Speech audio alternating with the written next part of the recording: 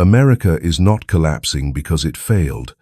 America is collapsing because it has reached the end of a cycle. That distinction matters. Decline suggests weakness, mismanagement, or decay. The final phase of a cycle is something else entirely. It is structural. It is inevitable. It is written into the design of every empire that has ever existed. Civilizations do not last forever because no system built on extraction, domination, and imbalance can outrun time. What you are witnessing right now is not random chaos. It is not a temporary downturn. It is not a bad decade that will correct itself if the right election happens. It is the closing chapter of a long story that has been moving toward this moment for generations. History does not wander. It moves, it accelerates, and when it reaches certain pressure points, everything begins to happen at once. Institutions that once felt permanent start to wobble. Systems that once felt untouchable start to expose cracks. Things that were hidden for decades suddenly become obvious. People feel it in their bodies before they can explain it with words. Time feels compressed. Events that used to take years now unfold in months. Narratives that once held the country together stop working overnight. That sensation you feel, the sense that everything is speeding up and coming undone simultaneously, is not anxiety. It is recognition. You are living inside a historical shift. Every empire has an appointment with reality. Not a vague future reckoning, but a specific moment when the weight of its contradictions becomes heavier than its ability to manage them.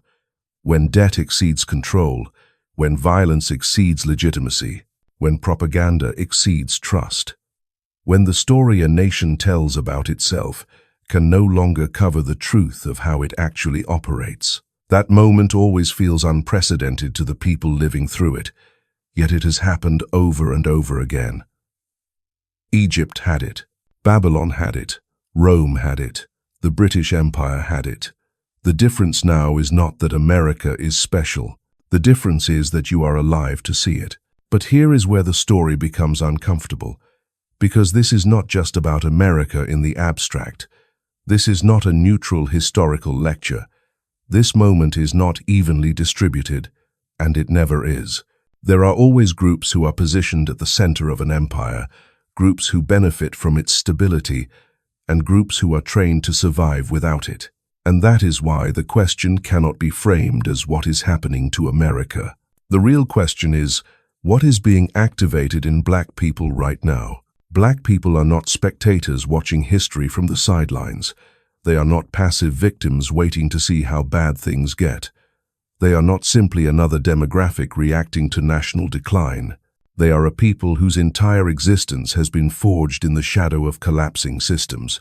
From the very beginning, black survival in this land has required adaptation, creativity, and resilience in conditions where the system was either hostile or absent. That history was not an accident. It was preparation. Every time an empire begins to unravel, the people who are most disoriented are those whose identity, security, and sense of self are fused to the system itself. When the system shakes, they panic because they do not know who they are without it. Black people, on the other hand, have always known how to exist without permission. They have always known how to build meaning, culture, and community under pressure. They have always known how to survive in the cracks. That is why, when history accelerates, black people are not shocked in the same way. Something in the bones recognizes the pattern. So the question is not whether history is repeating. The question is why it keeps repeating, with black people still standing at the center of the aftermath. If empires rise and fall, why do black people endure every collapse and somehow emerge carrying the cultural, spiritual, and creative seeds of what comes next? If oppression is supposed to destroy a people, why has it instead produced unmatched resilience, innovation, and influence? If history is random, none of this makes sense. But history is not random. It is patterned, which brings us to a harder question, one that cannot be avoided any longer. If history is moving into another turning point, then what is required of you? not emotionally, but functionally, not symbolically, but practically. If previous generations were assigned survival, what is this generation assigned? If previous generations were assigned endurance, what comes after endurance? If the old phase is ending, then there is work to be done in the transition. This is where the idea of assignment matters. Pain is not an assignment. Suffering is not an assignment. Trauma is not destiny. Those are experiences, not instructions. Too many people confuse what they have been through with what they are meant to do. An assignment is different. An assignment is a role in a larger story.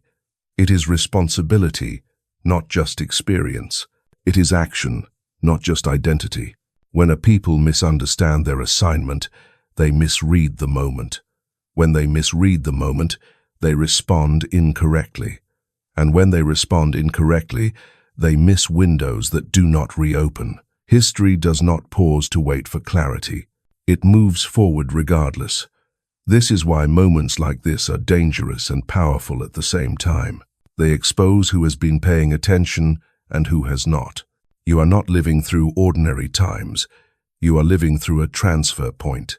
The question is whether you will treat it like another news cycle, another election season, another temporary crisis, or whether you will recognize it for what it is. A closing chapter, a threshold, a moment that demands more than commentary. It demands understanding. And understanding begins with knowing your assignment. Every empire begins the same way. It starts with expansion. Land is taken, resources are extracted, labor is exploited, and growth accelerates. At the beginning, the violence is justified as necessity. The exploitation is reframed as opportunity. The expansion is sold as destiny. Empires never introduce themselves as predators. They introduce themselves as solutions. They promise order where there was chaos, prosperity where there was scarcity, and progress where there was stagnation. And for a time, it works. Roads are built. Markets expand. Wealth flows upward and outward. The empire grows fat on the illusion that growth itself is proof of righteousness. As expansion continues, extraction intensifies. What was once taken carefully is now taken aggressively. The empire begins to consume faster than it can regenerate. Labor is pushed harder. Wages stagnate. The gap between those at the top and those at the bottom widens, but the story still holds. As long as people believe tomorrow will be better than today, they tolerate inequality. As long as there is upward motion, injustice can be rationalized. Growth becomes the anesthetic that numbs the pain of exploitation. Then the empire reaches its peak. This is the most dangerous phase because it feels like victory. Power consolidates. Wealth concentrates. Decision-making narrows into the hands of fewer and fewer people. The systems that once served the population now serve themselves. Institutions stop protecting the public and start protecting their own survival. The bottom of society begins to suffocate under pressure, but the top interprets this as efficiency, not warning. The empire becomes obsessed with control because it senses, subconsciously, that it is vulnerable. And then the final phase begins, not with a single collapse, but with accumulation. Debt stacks on top of debt, not just financial debt, but moral debt, social debt, and ecological debt. Currency begins to lose meaning because it is no longer backed by trust. Money still circulates, but belief does not. Institutions lose credibility because they say one thing and do another. Laws are enforced unevenly. Justice becomes selective. Society fractures into hostile camps that no longer share a common reality. The center cannot hold because it no longer exists. What remains is polarization, suspicion, and exhaustion. This stage feels chaotic because everything breaks at once. But it is not chaos. It is consequence. The empire is not being attacked from the outside. It is being consumed from the inside by the weight of its own contradictions. This is how every empire dies. Not suddenly, but all at once. The signs of the final phase are unmistakable if you know what to look for. Economic systems begin to fail simultaneously across sectors. Markets become volatile not because of innovation, but because of instability. Political structures lose legitimacy as trust collapses. Elections no longer resolve conflict, they intensify it. Governance becomes performative rather than effective. Leaders speak constantly, but nothing is actually solved. Media institutions lose their authority to define reality. Competing narratives replace shared truth. People stop believing what they are told, but do not know what to believe instead. Education systems fracture, producing debt without wisdom and credentials without competence. Knowledge becomes commodified while understanding disappears. Institutional religion loses moral weight, not because spirituality has died, but because hypocrisy has been exposed. When faith aligns with power instead of truth, people walk away. When every pillar loses credibility at the same time, the system turns on itself. It cannibalizes its own people to sustain the illusion of stability a little longer. The state squeezes more from the population. Corporations extract more value while offering less security. Social bonds erode as survival becomes individualized. The empire demands loyalty, but offers nothing in return except fear of collapse. This is the final phase. Not apocalypse, but unraveling. Not the end of the world, but the end of a world. A system built on imbalance, reaching the moment where it can no longer pretend otherwise. History shows that when this phase arrives, the question is no longer whether the empire will survive. The question is who has been trained to survive without it. Black people have never occupied the center of imperial power. They are not the architects of empires, the primary beneficiaries of their stability, or the protected class when systems begin to fracture. History makes that clear. Power has always been held elsewhere, written into laws, institutions, and structures designed to exclude black bodies while extracting black labor. Yet this exclusion is precisely what explains the pattern that keeps repeating when empires begin to die. While others are taught how to rule, black people are taught how to endure. While others are trained to manage systems, black people are trained to function without them. This has never been romantic or fair. It has been violent, coerced, and traumatic. But it has also produced a people with a different relationship to collapse. When the center breaks, those who depended on it panic. Those who have always lived on the margins adapt. Black people have always been the labor force that keeps empires alive. Their bodies built the wealth. Their hands sustained the infrastructure. Their work fueled the growth that allowed systems to expand beyond their original limits. When empires rise, black labor is exploited. When empires peak, black labor is disciplined. And when empires decline, black labor is discarded. Yet even then, black people survive, because survival was never optional. It was required. At the same time, black people have always been the creative force within collapsing systems. Culture, music, language, fashion, and resistance are born not from comfort, but from constraint. When official narratives stop working, black creativity fills the vacuum. When dominant cultures lose meaning, black culture generates new ones. This is not coincidence. Creativity becomes essential when survival depends on adaptation. Expression becomes a tool for endurance. Most importantly, black people have always been the surviving force. Empires fall, systems reset, borders change, but black communities persist. Not because the system protected them, but because they learned how to protect each other.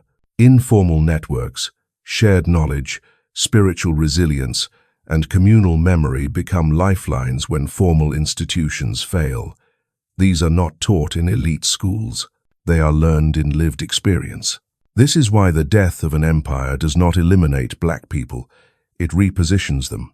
When systems collapse, the skills that once kept people alive in hostile conditions suddenly become invaluable. The ability to make something out of nothing. The ability to build without permission. the ability to trust people instead of institutions, the ability to adapt when rules change overnight. In stable times, these skills are dismissed. In collapsing times, they become assets. When an empire dies, survival itself becomes currency, and those who have practiced survival across generations find themselves holding a form of wealth the system never knew how to measure. Empires and black people are built on opposite foundations. That is the difference most history books never explain, yet it is the key to understanding why one collapses while the other endures. Empires are designed around accumulation. They measure success by how much they can take, store, and control. Land is accumulated, wealth is accumulated, power is accumulated. The logic is simple and ruthless. Whoever controls the most resources controls the future. But this logic contains its own expiration date, because accumulation requires constant extraction, and extraction eventually destroys the source it depends on. To maintain accumulation, empires rely on exploitation. Labor is not valued for its humanity, but for its output. People become inputs. Communities become resources. Entire populations are reduced to numbers on a ledger. Control becomes the glue that holds the system together. Laws, surveillance, militarization, and ideology are used to enforce compliance. Stability is maintained not through trust, but through fear. For a time, this works. Control creates order. Order creates predictability. Predictability creates profit, but it also creates brittleness. A system built on control cannot bend. When pressure increases, it breaks. Black existence has never been structured this way. Black people did not survive by accumulating vast resources or controlling territory. They survived by building relationships. When property was denied, relationships became the currency. When wealth was stolen, trust became the asset. When institutions were hostile, people relied on each other. Networks replaced systems. Shared memory replaced official records. Wisdom traveled through stories, songs, and rituals because those could not be confiscated. Culture became another survival mechanism. Music, language, humor, and spirituality were not luxuries. They were tools. Culture preserved identity when the system attempted to erase it. It carried history when education was forbidden. It transmitted values when families were broken apart. Culture allowed black people to remain human in conditions designed to dehumanize them. Empires struggle to understand culture because culture cannot be fully controlled or owned. That is why it endures when structures fall. Community was not an abstract idea. It was infrastructure, mutual aid, informal economies, shared childcare, collective protection, and emotional support networks filled the gaps left by exclusion. When the state failed or actively harmed black people, community stepped in. This created a different kind of strength, not the strength of domination, but the strength of interdependence. Empires prize independence because it isolates people. Black survival required dependence on one another, which created resilience. Adaptability is the final difference. Empires resist change because change threatens control. Black people were forced to adapt constantly. Laws changed, conditions shifted, promises were broken. Survival demanded flexibility. This produced an ability to pivot quickly, to learn new systems, to repurpose tools, and to find opportunity in constraint. Adaptability is invisible during stable times, but it becomes decisive during collapse. This is why empires die when their structures fail, but black people do not. One depends on control, the other depends on connection. One requires stability to function. The other has been trained in instability for generations. When the ground shifts, the system built on accumulation falls apart. The people built on relationship, culture, community, and adaptability keep moving forward. The survival of black people was never accidental. It was forged through a sequence of historical environments that functioned like an unchosen training ground. From the Middle Passage to the plantation to Jim Crow to mass incarceration, each phase imposed new constraints that demanded new skills. None of these systems were designed to help black people live. They were designed to extract, punish, and erase.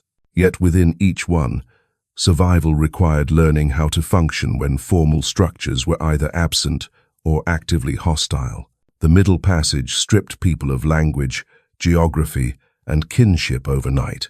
Survival required the rapid creation of new bonds under unimaginable conditions.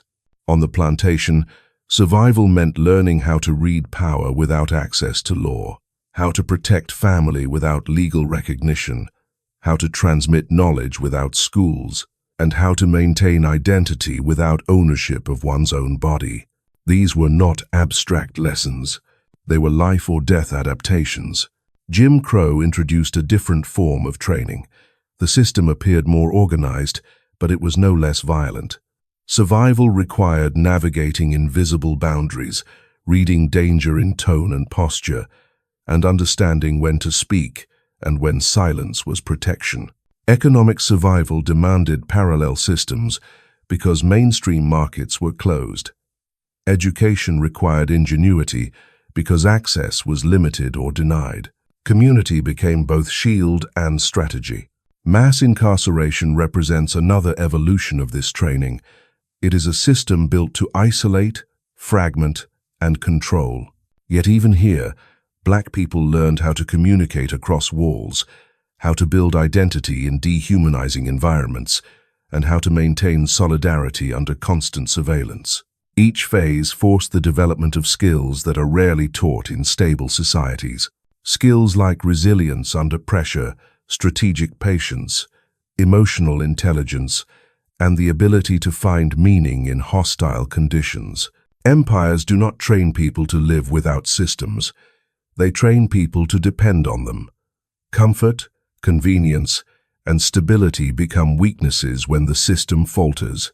Black history, by contrast, has been a long education in self-reliance without isolation and community reliance without formal support.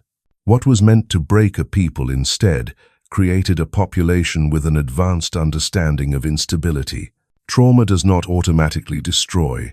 Unaddressed trauma does.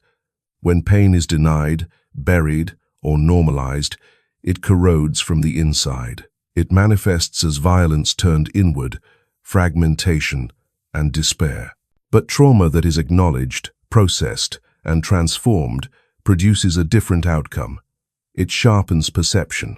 It deepens intuition. It creates an awareness of emotional and social undercurrents that others overlook. For black people, trauma became a teacher, not by choice, but by necessity. Generations learned how to read rooms instantly, how to sense danger before it announced itself, and how to communicate layered meaning through music, gesture, and language. Creativity emerged not as decoration, but as survival technology. Art, rhythm, storytelling, and humor allowed pain to move instead of stagnate. This movement prevented collapse. Trauma also intensified connection. Shared suffering created shared understanding. This produced bonds that were not transactional, but relational. In environments where trust in institutions was impossible, trust between people became sacred. This depth of connection allowed information, resources, and emotional support to circulate quickly and efficiently. This is why black culture consistently moves ahead of the broader society. It is not trend chasing. It is foresight. People who have learned to survive instability develop an early warning system. They feel shifts before they become visible. They create language for realities that others are not ready to name. What looks like innovation is often preparation. Trauma did not kill black people. It trained them. When transformed, it became intuition. It became creativity. It became connection. And in moments when the world itself becomes unstable, those capacities are no longer burdens. They are advantages. Donald Trump did not create racism. He did not invent white supremacy. He did not design the structures that have shaped inequality in America for centuries. Those forces existed long before he entered politics, embedded in laws, institutions, and cultural norms that were carefully maintained even when they were not openly named. What Trump did was something far more disruptive. He exposed what had been carefully hidden. He ripped the mask off a system that had learned how to present itself as civilized, progressive, and healed, while continuing to operate on the same foundations. For years before his rise, America had been telling itself a comforting story. The story said the country was moving forward, becoming post-racial, and slowly correcting its past mistakes. The presence of symbolic milestones allowed many people to believe the work was done. Progress was framed as inevitable, not contested. This created a kind of collective sleep. When people believe the danger has passed, they stop paying attention. Systems thrive in that moment because scrutiny disappears. Trump shattered that illusion. He said the quiet parts out loud. He gave voice to resentments that had always existed but were usually expressed in coded language. Policies, rhetoric, and public behavior that once required careful phrasing were delivered without restraint. This did not create new hatred. It revealed existing hatred that had been waiting for permission to surface. The shock was not in the content itself, but in its visibility. What was once whispered behind closed doors was suddenly amplified on the largest stage in the world. This rupture ended the era of post-racial sleep. The lullaby stopped working. People who had been told that society was beyond old divisions were forced to confront reality. The mask was gone, and what stood underneath could no longer be ignored. That exposure had a profound effect on younger generations. Students who had grown up believing that racism was mostly historical were suddenly confronted with it in real time.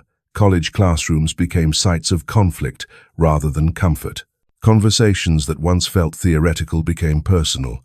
Young people had to reconcile what they were taught with what they were witnessing. That tension created disillusionment, but disillusionment is not the same as despair.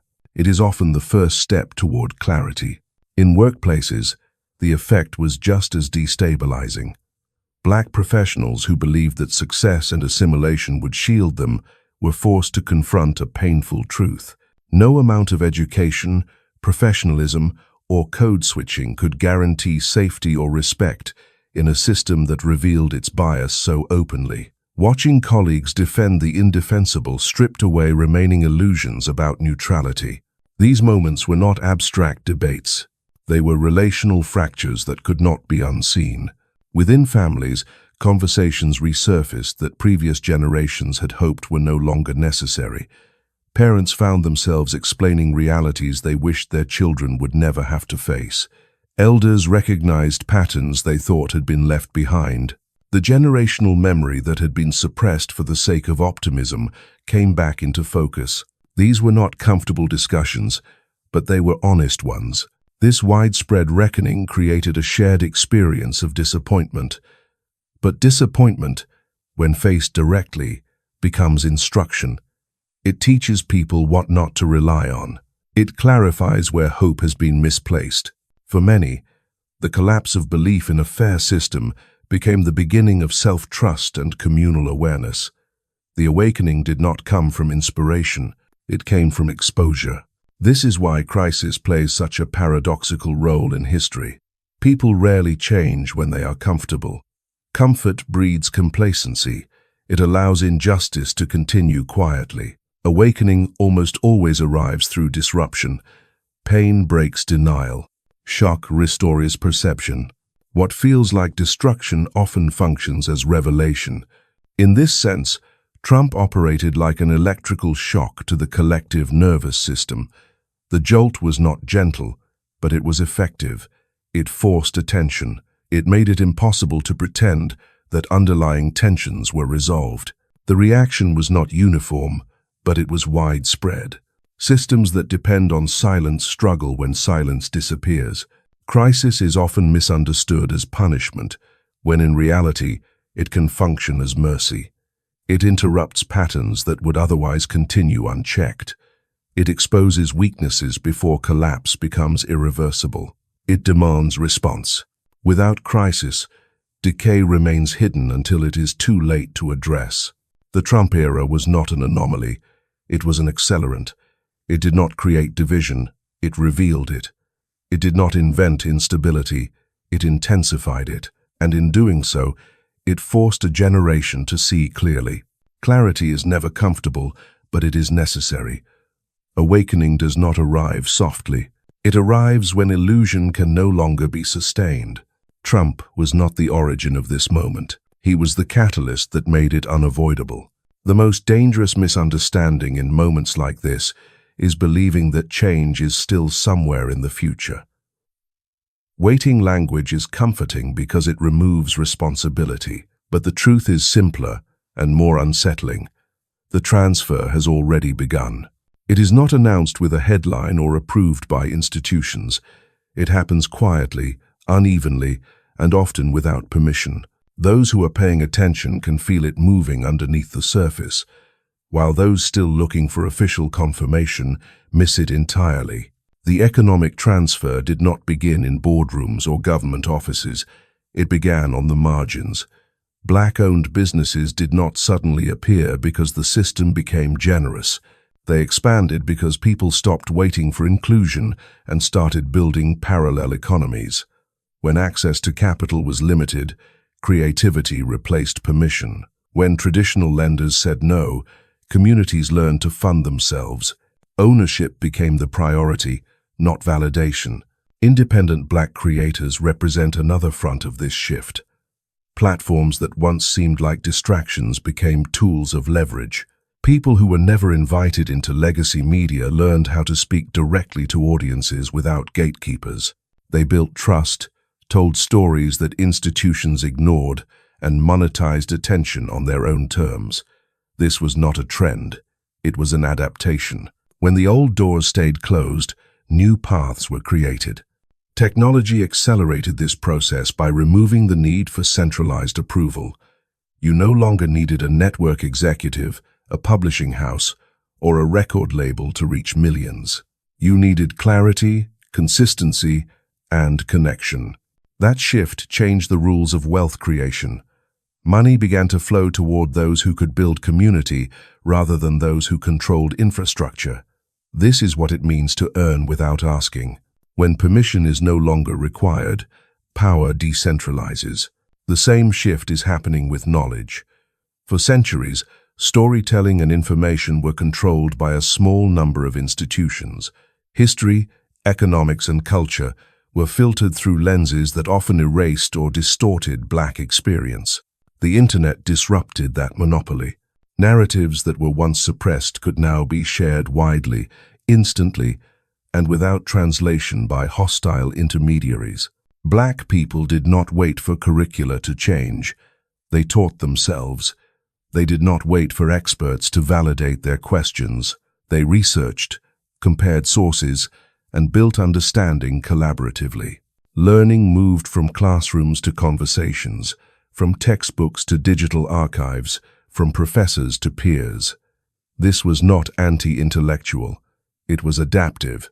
When institutions fail to serve truth, people build their own channels. Teaching followed naturally. Knowledge that was once hoarded became communal. People shared financial literacy, historical analysis, health information, and practical skills openly. Teaching was no longer confined to formal credentials. Credibility came from lived experience, results, and resonance. This horizontal transfer of knowledge weakened the authority of traditional gatekeepers. Transmission is the final piece. Knowledge only becomes power when it moves. Black communities have always understood this. Stories, strategies, and warnings were passed from one generation to the next, long before they were written down.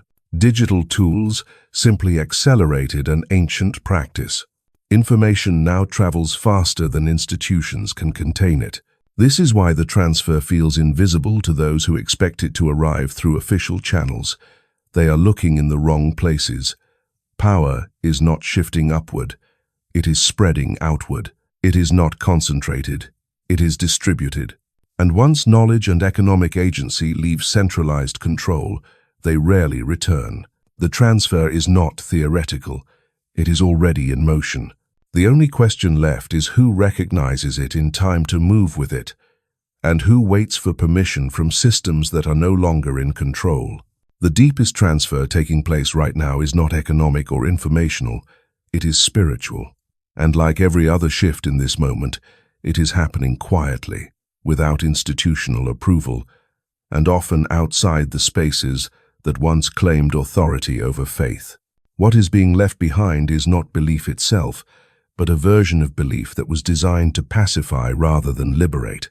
Many black people are walking away from colonized religion, not from God, not from spirituality, but from systems of faith that were stripped of power and repurposed as tools of control. These versions of religion taught obedience without justice, suffering without context, and hope without agency. They trained people to endure oppression rather than to understand it. They emphasized patience while ignoring accountability. Over time, that framework did not heal trauma. It normalized it. Along with colonized religion, paralyzing belief systems are being abandoned. These are beliefs that frame struggle as permanent, limitation as destiny, and oppression as something to be spiritually tolerated rather than confronted. They disconnect people from their agency by convincing them that nothing meaningful can change until permission is granted from above, whether that authority is political, economic, or religious. Belief becomes sedation instead of strength. In place of what is being shed, something older and more grounded is being recovered. Identity is no longer being outsourced. Black people are reclaiming who they are beyond the labels assigned by systems that never intended to see them fully human. This recovery is not about supremacy or exclusion. It is about wholeness. It is about remembering continuity rather than rupture. Knowing that identity did not begin at enslavement changes everything. Spiritual identity is also being re-examined.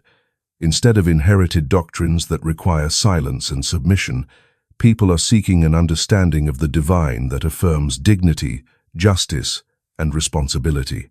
This search is not confined to one tradition or expression. It crosses boundaries because it is driven by hunger rather than habit. The focus is no longer on performance, but on relationship. That relationship is increasingly direct. Many are stepping away from intermediaries who claim exclusive access to God, while aligning themselves with power structures that perpetuate harm. Instead, prayer, meditation, study, and reflection are becoming personal and communal practices rather than institutional obligations. Faith is returning to lived experience. It is becoming something that sustains action rather than excuses inaction. There is also a renewed connection to ancestors, not in opposition to spirituality, but as part of it. Ancestors are understood as carriers of wisdom, memory, and survival knowledge. Honoring them does not mean romanticizing the past. It means acknowledging the intelligence required to endure what they endured, and recognizing that their strategies are still relevant. This connection grounds people in lineage rather than isolation. This spiritual transfer is quiet, but it is profound. When people no longer depend on institutions to define their worth, interpret their suffering, or mediate their relationship with the divine, power shifts internally. A people who know who they are cannot be easily manipulated. A people who trust their connection to God and to their ancestors do not need validation from collapsing systems. This is why the spiritual transfer matters most. Economics can be disrupted, knowledge can be censored, but a reclaimed spiritual center creates stability that cannot be legislated away. It produces clarity in chaos and purpose in uncertainty. And in moments when the world is reordering itself, that kind of grounding becomes not just personal strength, but collective protection. The idea of collapse terrifies many people, not because collapse is inherently destructive, but because of what they are attached to. Fear does not come from change itself. It comes from dependence. When a person's survival, identity, and sense of worth are tied tightly to a system, any threat to that system feels like a threat to existence. This is why some people cling to institutions long after those institutions have stopped serving them. System dependence is the first source of fear. Modern life trains people to outsource nearly every function of survival. Income, healthcare, education, housing, and even social connection are routed through formal structures. Over time, this creates a fragile arrangement. When the system works, it feels effortless. When it falters, people realize they do not know how to operate without it. The fear is not really about collapse. It is about helplessness. Debt intensifies this fear. Debt is not just financial, it is psychological. When people owe money, time, and energy to institutions, they lose flexibility. Debt narrows choices. It forces compliance. It convinces people to defend systems that exploit them because the cost of disruption feels too high. A collapsing system threatens not only income, but the ability to service obligations that were built under assumptions of stability. That pressure produces denial rather than preparation. Identity is the final anchor. Many people are not just employed by the system, they are defined by it. Titles become self-worth, credentials become character, social status becomes proof of value. When identity is fused with position, the loss of position feels like erasure. This is why warnings are ignored. This is why obvious signs of decay are rationalized. Admitting the system is failing would require rebuilding the self from the ground up. Black people occupy a different position, not by choice, but by history. They have never been fully included in the system they were expected to uphold. Exclusion forced adaptation. Survival required improvisation. Building outside the margins was not a strategy. It was a necessity. This produced an invisible advantage that becomes visible only when systems destabilize. Being excluded teaches people how to create alternatives. When access is denied, ingenuity replaces permission. When protection is absent, community becomes infrastructure. When official pathways are blocked, informal ones are carved out. These skills are not celebrated during periods of stability. They are often dismissed or criminalized. But when systems collapse, they become essential. Self-reliance does not mean isolation. Black communities learned how to depend on one another when dependence on institutions was dangerous or futile. This created parallel systems of care, economy, and education that functioned beneath the surface. These networks do not disappear when formal structures weaken. They activate.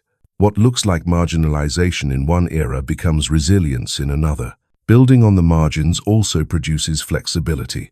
When rules are constantly changing, rigidity is a liability. Black people learned how to pivot, how to repurpose, and how to survive uncertainty. They learned how to extract value from overlooked spaces. They learned how to create stability without guarantees. This is why collapse does not paralyze them in the same way. It feels familiar. Still, not everyone has the same assignment in this moment. Collapse does not require uniform action. It requires aligned roles. Not everyone is meant to build institutions, businesses, or systems. Builders are necessary, but they are not sufficient on their own. Others are needed to hold memory, to remember what has been lost, what has been tried, and what must not be repeated. Memory keeps cycles from restarting blindly. Some are called to heal. Collapse surfaces trauma that has been suppressed for generations. Without healing, pain reproduces itself in new forms. Healers stabilize communities emotionally and spiritually, allowing progress without fragmentation. Others are teachers. They translate experience into wisdom. They equip the next generation with tools rather than fear. They ensure knowledge does not die with one cohort. The assignment is not about hierarchy, it is about clarity. Everyone does not need the same role, but everyone must know who they are. Confusion is dangerous in transitional moments. When people chase roles that are not theirs, energy is wasted and conflict multiplies. Stability emerges when individuals operate from self-understanding rather than imitation. The system is collapsing. That truth is unavoidable. The real dividing line is not between those who see it and those who do not. It is between those who know themselves and those who do not. Readiness is not about prediction, it is about alignment. And alignment begins with knowing your role in the moment history is calling you to answer. The economic assignment in this phase is not about becoming wealthy in the way the empire defines wealth. It is about becoming unbreakable. Systems collapse when too many people depend on a single source of provision. When income comes from only one place, control follows easily. That is why the first economic responsibility is to break dependency on a single stream. This does not mean everyone must become an entrepreneur overnight. It means no one should allow their entire survival to rest in the hands of one institution that can change its rules without warning. Multiple streams create breathing room. Breathing room creates leverage. Leverage creates choice. Choice is the foundation of freedom. The system taught people to specialize narrowly so they would remain replaceable. This moment requires the opposite. Broad skill sets, flexible income, and transferable abilities matter more than prestige. When collapse accelerates, the people who can adapt their labor quickly are the ones who remain stable. Ownership must replace consumption as a priority. Consumption keeps money circulating upward. Ownership allows value to compound within the community. This does not only mean owning businesses or property, though those matter. It also means owning ideas, platforms, narratives, and tools. Ownership changes the relationship to labor. Instead of trading time endlessly for diminishing returns, people build assets that work alongside them. This shift is slow, intentional, and often unglamorous, but it is foundational. Cooperation must also replace internal competition. One of the most effective strategies used against black communities has always been division. When people are forced to compete over scarcity, unity becomes difficult. This phase demands a different mindset. Collaboration multiplies capacity. Shared resources reduce vulnerability. Collective strategy outperforms individual hustle in unstable environments. This does not erase individuality. It aligns it. When people move together, the system loses the ability to isolate and punish selectively. The community assignment is just as critical as the economic one. No individual survives systemic collapse alone. Trust becomes infrastructure when institutions fail. That trust cannot be abstract. It must be built intentionally through consistency, accountability, and shared purpose. Networks of trust move faster than formal systems because they are not burdened by bureaucracy. They allow information, support, and opportunity to circulate organically. Money must circulate internally as much as possible. This is not about exclusion, it is about reinforcement. When resources immediately leave the community, instability increases. When they circulate, resilience grows. The same is true for knowledge. Skills, lessons, and strategies must be shared, not hoarded. A community where only a few know how things work remains fragile. A community where knowledge moves freely becomes adaptable. Resources also include time, attention, and energy. Where these are invested determines what grows. When communities support their own builders, educators, healers, and organizers, capacity expands. When they wait for validation from outside systems, momentum stalls. Internal circulation is how parallel structures become strong enough to stand on their own. This assignment is not theoretical, it is practical. It is not about perfection, it is about direction. Economic independence and community cohesion are not luxuries for stable times. They are survival strategies for transitional ones. The people who understand this will not panic when systems shake. They will already be standing on something they built together. The most critical assignment in the final phase is internal. Before systems change on the outside, clarity must be established on the inside. Understanding who you are is not a motivational concept. It is a survival requirement. People who do not know who they are borrow identity from whatever system gives them temporary safety. When that system collapses, their sense of self collapses with it. To understand who you are means separating identity from oppression. It means recognizing that Black existence did not begin in chains, did not originate in trauma, and does not require suffering to be legitimate. Identity rooted only in pain becomes fragile because it depends on the presence of an enemy to define itself. A grounded identity is deeper. It is historical, spiritual, and communal. It knows where it comes from and therefore knows where it can go. This clarity removes the need for external validation. Systems are designed to ration approval. They reward compliance, not truth. When people need the system to confirm their worth, they become manageable. They adjust their behavior to maintain access. They silence parts of themselves to avoid punishment. In the final phase, this dependence becomes dangerous. Systems under pressure withdraw recognition first. Those who rely on it are left disoriented. Not needing validation does not mean rejecting excellence or accountability. It means refusing to let institutions define your humanity. Worth is not granted by employers, governments, markets, or religious hierarchies. When people internalize this, fear loses its grip.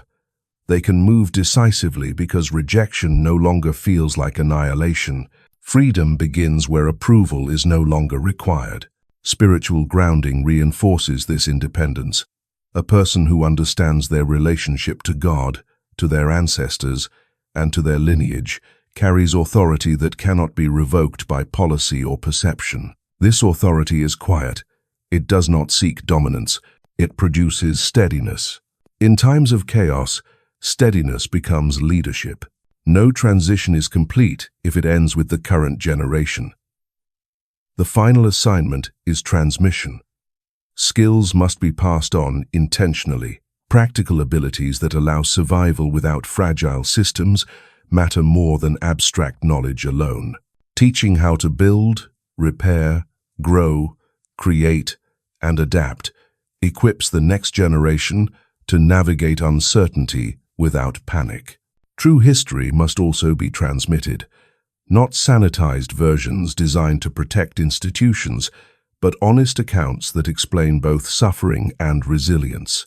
When young people understand what their ancestors endured and how they survived, confidence replaces confusion. History becomes instruction rather than burden. Independent thinking is the final inheritance. Systems prefer compliance. The next generation must learn how to question narratives, evaluate information, and think critically under pressure. This does not produce rebellion for its own sake. It produces discernment. Discernment protects communities from manipulation. When skills, truth, and independent thought are transmitted together, continuity is secured. The work does not end with survival. It continues through preparation. The future does not belong to those who inherit stability. It belongs to those who are taught how to build when stability disappears.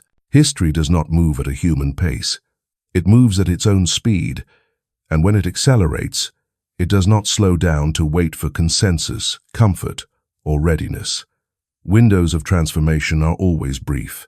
They open quietly, stay open for a short time, and then close without apology. People often recognize them only in hindsight, after the moment has passed and the consequences are already locked in. Every major shift in history follows this pattern. There is a period when signs multiply, when pressure builds, and when the old order starts to crack. During this time, those who are paying attention feel urgency in their bodies before they can articulate it. Something feels off. Something feels fast. Something feels final. That sensation is not fear, it is awareness. It is the recognition that delay has a cost. When people are not ready, they are not neutral, they are vulnerable. In moments of collapse, neutrality does not protect anyone. The system does not pause to allow people to catch up emotionally or financially.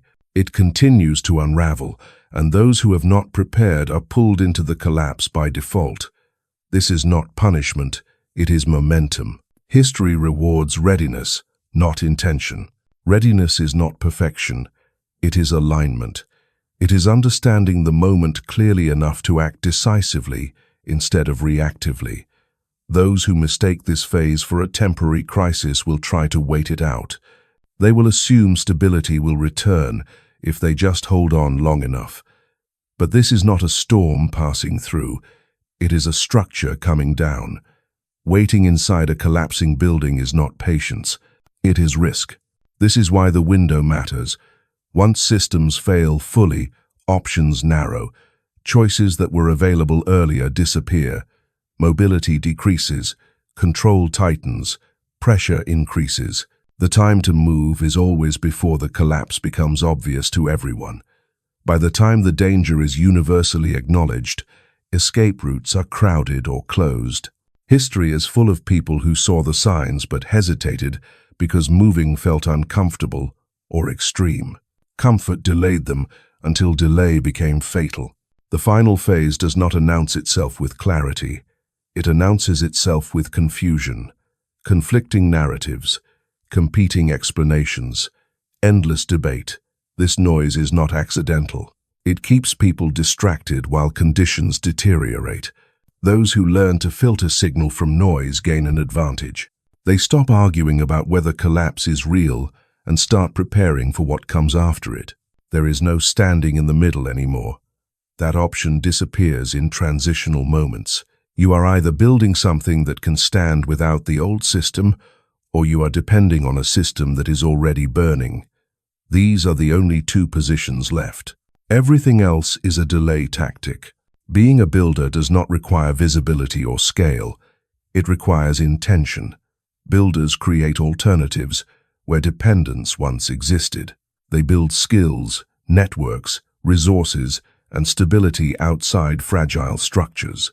They invest in people rather than institutions. They move quietly, consistently, and with purpose. Builders understand that collapse creates opportunity for those who are prepared to shape what replaces it. Remaining inside the burning system feels safer in the short term because it is familiar. Familiarity is seductive. It convinces people that endurance equals security. But systems in their final phase do not reward loyalty, they consume it. They extract more while offering less. They demand sacrifice without protection. Staying becomes harder than leaving. But by the time that truth is obvious, leaving is far more difficult. This is not a moral judgment. It is a strategic reality. Builders are not better people. They are people who recognize the moment early enough to act. Those who remain trapped are not weak. They are often people whose lives were structured around promises that are now being withdrawn. But understanding this does not change the outcome. History does not grade on empathy. It moves forward regardless. The call of this moment is not panic. It is clarity. Choose what you are building. Choose where your energy goes. Choose whether your future is tied to systems you cannot control or to foundations you can shape. The final phase does not give endless chances to decide. It gives a narrow window and then moves on. You are living inside that window now. You do not need to wait for a miracle. That idea has been taught to you because waiting keeps people manageable. Waiting delays action. Waiting transfers responsibility somewhere else. But history does not move because people wait. It moves because people decide. Every meaningful change that has ever occurred came through ordinary people who stopped waiting for permission and started responding to the moment in front of them.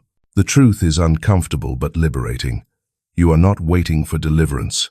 You are participating in it. You are not hoping for a breakthrough. You are standing inside one. What you choose to do with your time, your resources, your relationships, and your attention matters more now than it ever has before. Not because you are special as an individual, but because of where you are positioned in history. You are the answer to prayers that were spoken long before you were born. Generations before you asked for survival. They asked for protection. They asked for the strength to endure what they could not escape. Those prayers were answered. You are here. You exist. You carry the evidence of their resilience in your body, your mind, and your memory. But survival was never meant to be the final outcome. It was meant to create space for responsibility. Your ancestors prayed for freedom they might never see. They prayed for children who would live beyond the limits imposed on them. They prayed that someone down the line would finish what they could only begin. That someone is not abstract. It is you, not as a hero, not as a symbol, but as a participant. The future they imagine does not arrive on its own. It arrives through the decisions of people who understand their moment. This is where assignment becomes clear. Assignment is not glory. It is not applause. It is not recognition. Assignment is weight. It is responsibility carried quietly and consistently. It is doing what needs to be done even when it is inconvenient, misunderstood, or ignored. Assignment asks what you are willing to build, protect, and pass on, not what you are willing to post or proclaim. Many people want the aesthetic of purpose without the discipline of responsibility. But history is not shaped by aesthetics. It is shaped by sustained action. Assignment often feels heavy because it requires maturity. It requires restraint. It requires long-term thinking in a culture addicted to immediacy. It requires choosing alignment over popularity and substance over spectacle. You are not called to save everyone. You are called to be faithful to what you have been given. That might look like building economic stability where there was none. It might look like creating safe spaces for healing where pain has been normalized. It might look like teaching truth in environments saturated with distortion. It might look like preparing children for a world that will demand discernment rather than obedience. None of this is glamorous. All of it is necessary. The danger of this moment is distraction. Noise is everywhere. Fear is everywhere. Outrage is everywhere. These forces drain energy without producing progress. Assignment requires focus. It requires choosing where not to invest yourself as much as where to invest. Not every battle is yours. Not every conversation deserves your attention. Preservation of energy is part of responsibility. Remember this. History does not remember who complained the loudest. It remembers who built something that lasted. It remembers who laid foundations when others argued about whether building was necessary. It remembers who prepared while others debated. The work you do now may not be celebrated in real time. That does not mean it is insignificant. It means it is foundational. You do not need to become someone else to meet this moment. You need to become more fully yourself. The skills you already have, the insight you already carry, the connections you already know how to build, these are not accidents. They are tools. Use them deliberately. Assignment is not a burden placed on you to crush you. It is a responsibility entrusted to you because you are capable of carrying it. That trust is not given lightly by history. It is earned through survival. You did not endure everything that came before just to remain standing. You endured so you could move forward with intention. Do not wait for clarity to arrive from the outside. Act from the clarity you already have. Build where you are. Teach what you know. Protect what matters. Prepare those who come after you. This is not about heroism. It is about continuity. You are not behind. You are not late. You are exactly where you need to be for the work that is required now. The moment is here. The responsibility is clear. And the future is shaped by those who understand that assignment is not glory, it is duty.